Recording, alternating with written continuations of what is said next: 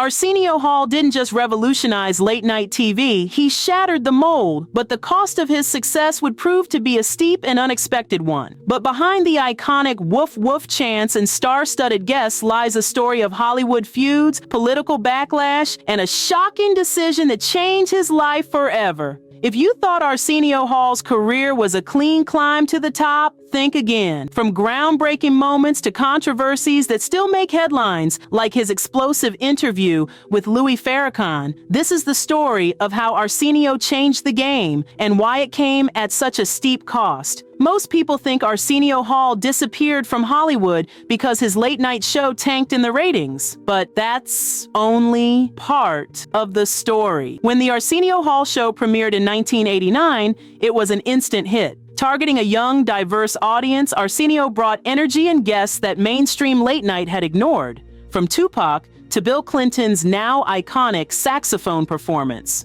However, Hollywood politics were always lurking. For example, when David Letterman's late-night show debuted in 1993, CBS pushed Arsenio's show to unfavorable time slots, significantly impacting its viewership. Additionally, his bold choice to feature controversial guests like Louis Farrakhan placed him under scrutiny that other hosts often escaped, highlighting a racial double standard in the industry. By 1994, Arsenio's willingness to tackle controversial topics, like his interview with Nation of Islam leader Louis Farrakhan, ignited public backlash. Critics labeled the move as too risky, with one prominent columnist writing that Arsenio's gamble on controversial guests was a step too far for late-night TV.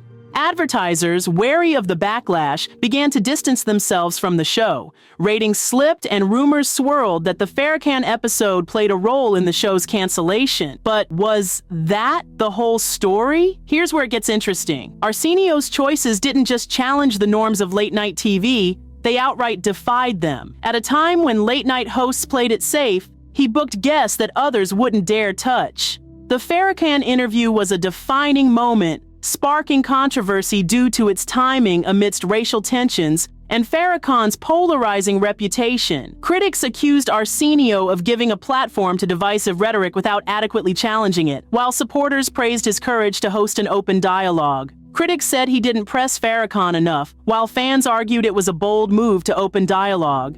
And despite the backlash, Arsenio stood firm. He later revealed the double standard he faced.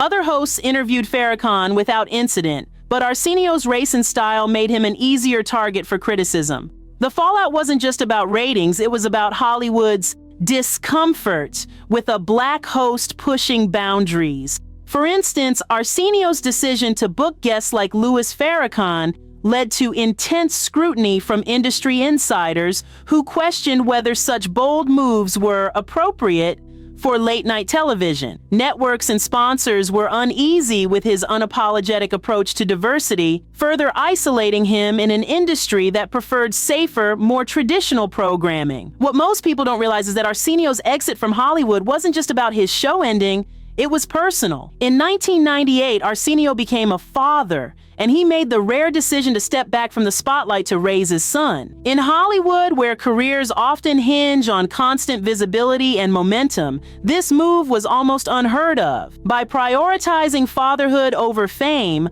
Arsenio defied the industry's unspoken rule that personal sacrifices are necessary for professional success.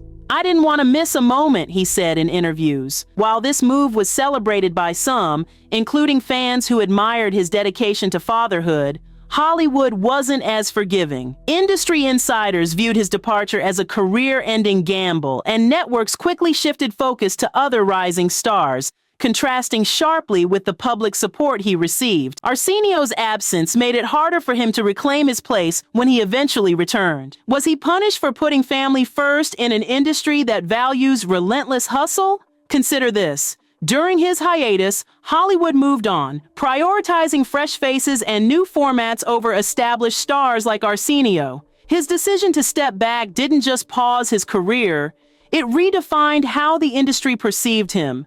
The media began to portray him as a figure of the past, with one headline from the era bluntly stating, "Arsenio's star fades in Hollywood's new era." Networks hesitated to invest in someone who had stepped away during his prime, viewing him as a relic of a bygone format rather than a viable contender in the shifting landscape of late-night TV. Moreover, his absence created space for other hosts and shows to dominate the late-night scene, solidifying a new era that left little room for his signature style. By the time Arsenio attempted a comeback, the cultural landscape had shifted dramatically. Audiences were moving away from traditional TV and turning to on-demand platforms like Netflix and YouTube for entertainment. Late-night TV itself had evolved, with hosts incorporating viral segments, political satire, and multi-platform strategies to capture younger demographics. These shifts made it challenging for Arsenio's once groundbreaking format to regain its footing. Audiences were consuming content differently, and the once groundbreaking format of the Arsenio Hall show now had to compete with a host of alternatives. His return wasn't just about reviving a show, it was about overcoming the dual challenges of re-establishing himself as a late-night icon and adapting to an industry that had transformed dramatically during his absence. What most people don't realize is that Arsenio's exit from Hollywood wasn't just about his show ending, it was personal. In 1998, Arsenio became a father, and he made the rare decision to step back from the spotlight to raise his son. "I didn't want to miss a moment," he said in interviews. While this move was celebrated by some, Hollywood isn't kind to those who disappear. Arsenio missed out on major hosting opportunities and was often overlooked for prominent roles that could have revitalized his career. His absence created a gap that rising stars quickly filled, further diminishing his leverage within the industry. Arsenio's absence made it harder for him to reclaim his place when he eventually returned. Was he punished for putting family first in an industry that values relentless hustle? Consider this. During his hiatus, Hollywood moved on, prioritizing fresh faces and new formats over established stars like Arsenio. His decision to step back didn't just pause his career, it redefined how the industry perceived him.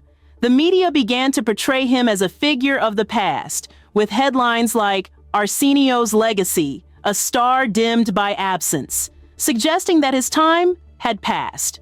Networks hesitated to invest in someone who had stepped away during his prime, viewing him as out of touch with the rapidly evolving late-night landscape. Moreover, his absence created space for other hosts and shows to dominate the late-night scene, solidifying a new era that left little room for his signature style. By the time Arsenio attempted a comeback, the cultural landscape had shifted dramatically. Audiences were consuming content differently, and the once groundbreaking format of the Arsenio Hall show now had to compete with a host of alternatives. His return wasn't just about reviving a show, it was about overcoming the dual challenges of adapting to a rapidly evolving industry and re-establishing his personal brand in a competitive and transformed media landscape. The double standard Arsenio faced wasn't new. Other late-night hosts interviewed controversial figures without the same backlash. For example, Larry King interviewed Louis Farrakhan multiple times without facing the level of scrutiny that Arsenio endured, highlighting how racial biases shaped the industry's reaction. When David Letterman debuted in 1993, CBS stations bumped the Arsenio Hall show to later time slots, effectively killing its prime viewership. CBS made this decision to prioritize Letterman's new show, which they believed would attract a larger audience and more lucrative advertising deals. As a result, Arsenio's core viewership dwindled, and the late-night competition left little room for his innovative style to thrive. It was as if the industry had decided that Arsenio's reign needed to end. But Arsenio didn't back down. Even when advertisers like Coca-Cola and Ford pulled out and critics accused him of alienating mainstream audiences, he kept pushing for diverse voices. For example, his decision to invite groundbreaking figures like Magic Johnson shortly after he publicly disclosed his HIV diagnosis was a bold move that other shows hesitated to make. The interview was widely praised by audiences for its authenticity and courage, as it shed light on an important public health issue at a time when misinformation about HIV was rampant. Critics also noted that Arsenio's empathetic approach helped break down stigmas surrounding the disease. cementing the episode as a milestone in late-night television. Arsenio provided a platform for discussions about topics that were often taboo at the time, like HIV awareness and racial justice. Additionally, his show frequently spotlighted hip-hop culture, featuring emerging artists like Tupac and Snoop Dogg before they became mainstream icons. This was significant because, at the time, hip-hop was often dismissed or marginalized by mainstream media. Arsenio's decision to embrace the genre gave it a prominent platform on late-night television, setting his show apart from others that predominantly showcased rock or pop acts. By doing so, he not only celebrated a burgeoning cultural movement, but also challenged stereotypes and broadened the scope of late-night programming.